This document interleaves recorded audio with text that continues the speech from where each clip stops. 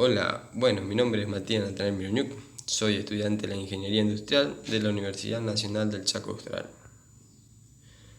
Hoy estaremos hablando sobre hiperveloides. ¿Qué es un hiperveloide? Es la superficie de resolución generada por la rotación de una hipérbola alrededor de uno de sus dos ejes de simetría.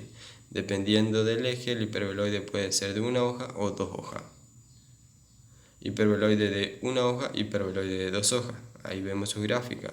¿Cuál es su diferencia? El hiperveloide de dos hojas es la revolución de una hipérbola sobre el eje por el que sí pasan los vértices.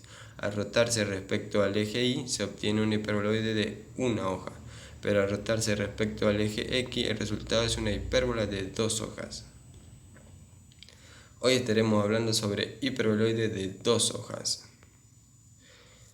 Su gráfica consta de dos hojas separadas. Sus trazas sobre los planos horizontales son elipses y sobre sus planos verticales son hipérbolas, al igual que para los planos paralelos al Y y al Z. Estudio de la simetría. Simetría respecto al Y, X y Y. ¿Qué se hace? Se la hace a la Z negativa. Si la variable no modifica, entonces concluimos que la superficie es simétrica respecto al plano X y Y. Lo mismo se hace para simetría respecto al plano X y Z. Se la hace a la Y negativa. Si esta variable no modifica, entonces concluimos que la superficie es simétrica respecto al plano X y Z. Lo mismo simetría respecto al plano Y y Z. Se lo hace negativo a la X y si esto no cambia podemos concluir que la superficie es simétrica respecto al plano Y y Z. Simetría respecto a los ejes de coordenadas. Simetría respecto al eje X. En este caso sería negativo a la Y y a la Z. Si esto no cambia, no modifica, podemos concluir que la superficie es simétrica respecto al eje X. Simetría respecto al eje Y. Se la hace negativa a la X y a la Z.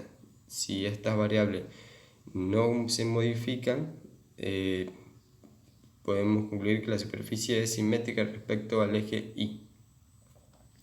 Simetría respecto al eje Z. Se hace negativo a la X y a la Y. Si estas variables no se modifican, entonces la superficie es simétrica respecto al eje Z. Simetría respecto al origen de coordenadas. En este caso se haría negativo a las tres variables y si estas tres variables no se modifican, podemos concluir que la superficie es simétrica respecto al origen de coordenadas. Intersección entre los ejes de coordenadas. Intersección sobre el eje X. ¿Qué se hace? A la X se la despeja y a la Y y a la Z se la hace negativo. Lo mismo con el eje Y, se la despeja al eje Y y al eje X y Z se lo hace negativo. Lo mismo en la intersección en el eje Z, se despeja la letra Z y al eje Y y al eje X se lo hace 0.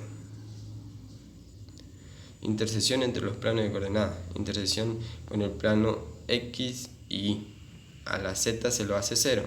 Intersección con el plano X y Z se lo despeja y a la Y se le hace 0. Intersección con el plano Y y Z a la X se le hace 0. Bueno, concluiremos con un ejercicio. Bueno, el ejercicio es 4x al cuadrado menos 2y al cuadrado menos 4z igual a 16.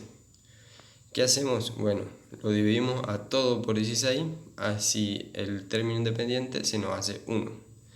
Quedaría y al cuadrado sobre x al cuadrado sobre 4 menos y al cuadrado sobre 8 menos z al cuadrado sobre 4 igual a 1. Intersección entre los ejes x. ¿Qué se hace? Como estuvimos explicando en la teoría, se le hace negativo a la y y a la z y se despeja x y bueno, se hallan los puntos.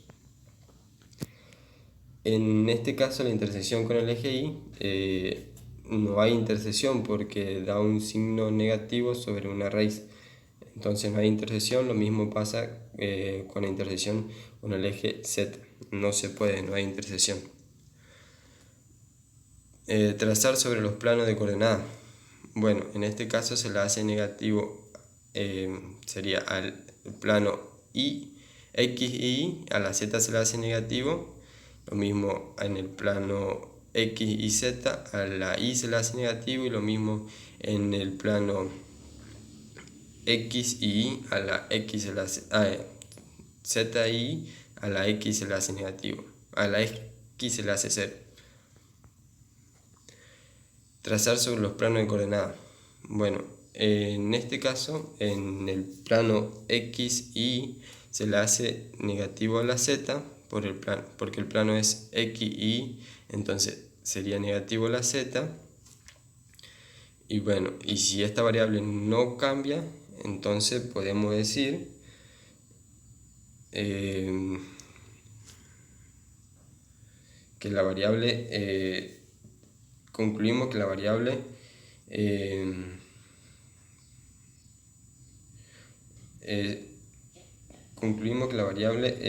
que la superficie es simétrica respecto a los planos de coordenadas. Lo mismo para el plano X y Z, si se le hace negativo a la X y si esta no cambia, entonces concluimos que la superficie es simétrica respecto a los planos de coordenadas.